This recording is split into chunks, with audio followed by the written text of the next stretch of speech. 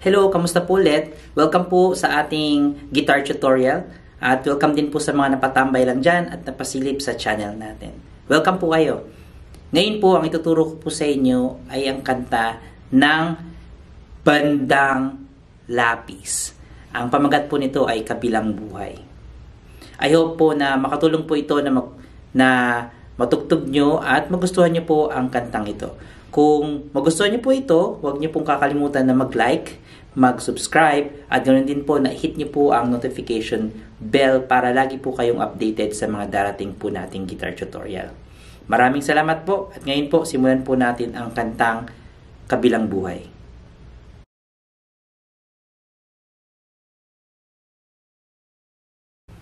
Sa kantang Kabilang Buhay, ang tuning po natin dito ay standard tuning. So, E, A, D, G, B, E.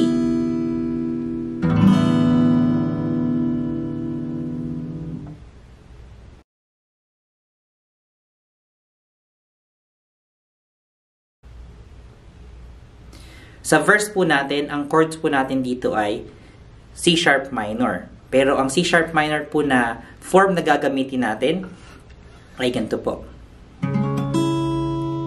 Okay? So, ilalagay nyo po yung index natin dito sa 4th fret, 5th string. Tapos, yung ring finger po natin dito po sa 6th fret, 4th string. Tapos, yung pinky po natin, ilalagay po natin siya dito sa 6th fret, 3rd string. Tapos, lahat po yan open. Ang susunod po nating chords ay B. Ang form po ng B na gagamitin natin ay parehas lang po na ito. So, iusog lang po natin siya dito sa 2nd fret. Yung index, tapos yung ring and pinky natin dito po sa 4th fret. Yan. Tapos, ang next po nating chords ay A sustain 2, which is para po siyang A. Tatanggalin lang po natin yung pinky natin. So, dalawa lang po yung titipayin nating string dito sa 2nd fret, yung middle finger na nalagyan natin sa 2nd fret, 4th string, tapos yung ring natin, 2nd fret, 3rd string. Okay, so ulit po, ang chords po natin dito ay C sharp minor, B, A sustain 2, after po ng A sustain 2, B.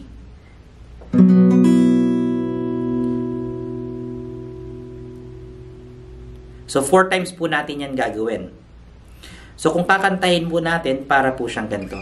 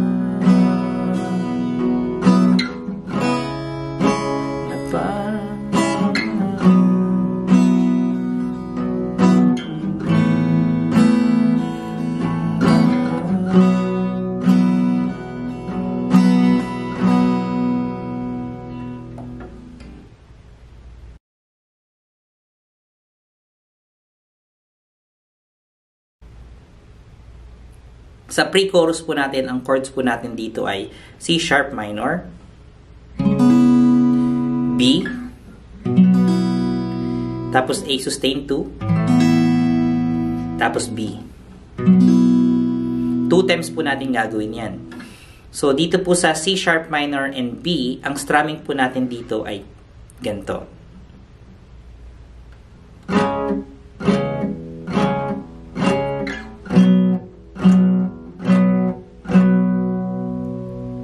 Tapos balik po tayo sa normal strumming niya sa A and B.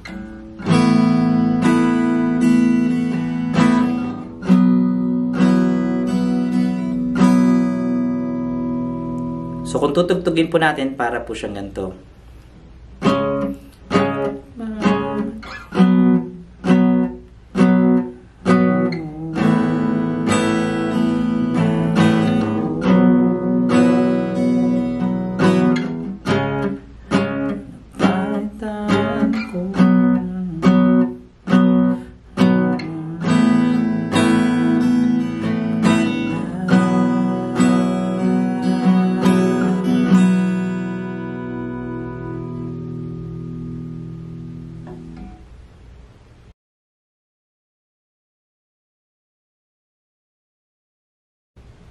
Sa chorus po natin, ang chords po natin dito ay E,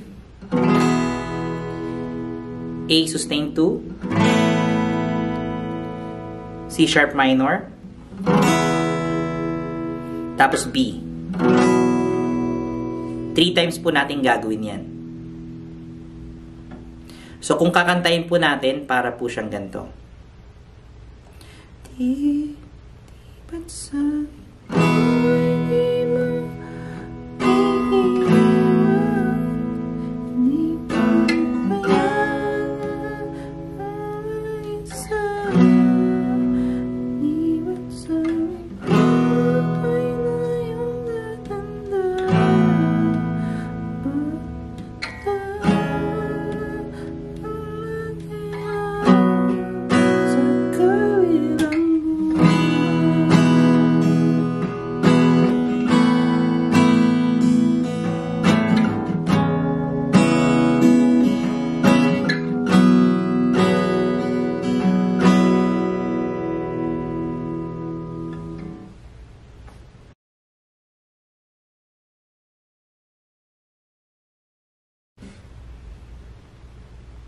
Sa susunod po nating, sa second chorus po natin, ang chords po natin dito ay E, A sustain 2, C sharp minor, tapos B. 2 times naman po natin ito gagawin. Papasok po ito, after nito, papasok po ito sa instrumental. So kung kakantayin po natin, para po siyang ganito.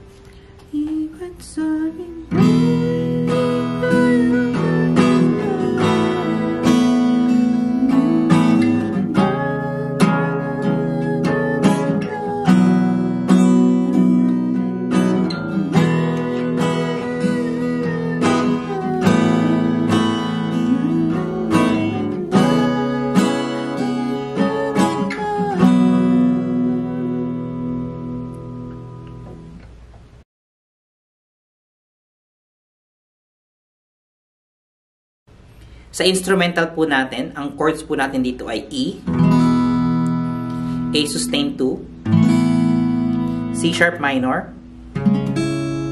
tapos B. 2 times po natin gagawin yon. Tapos, C sharp minor, tapos B, tapos A sustain 2, tapos B. So, kung tutugtugin po natin, para po siyang ganito.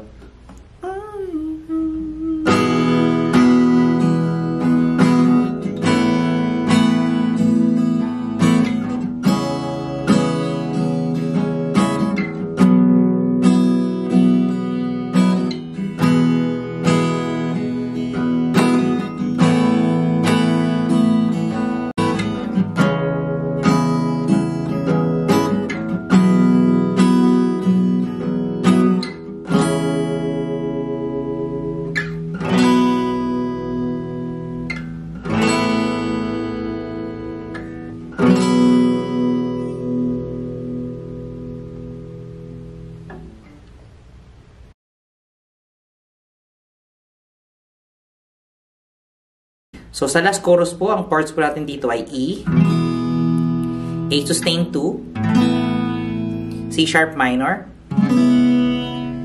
B. 3 times po natin yan gagawin. Tapos, A sustain 2, and then mag-end po tayo sa chord na E. So, kung tutugtugin po natin, para po siyang ganito.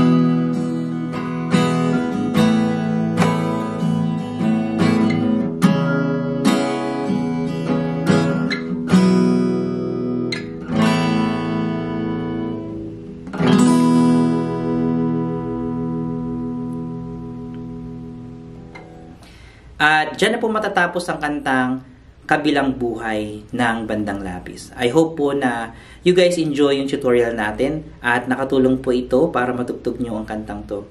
Kung nakatulong po ito at nagustuhan nyo po ang tutorial natin, huwag nyo pong kakalimutan na mag-like at mag-subscribe. Ganun din po na i-hit nyo po ang notification bell natin para po lagi kayong updated sa mga upcoming na guitar tutorial natin.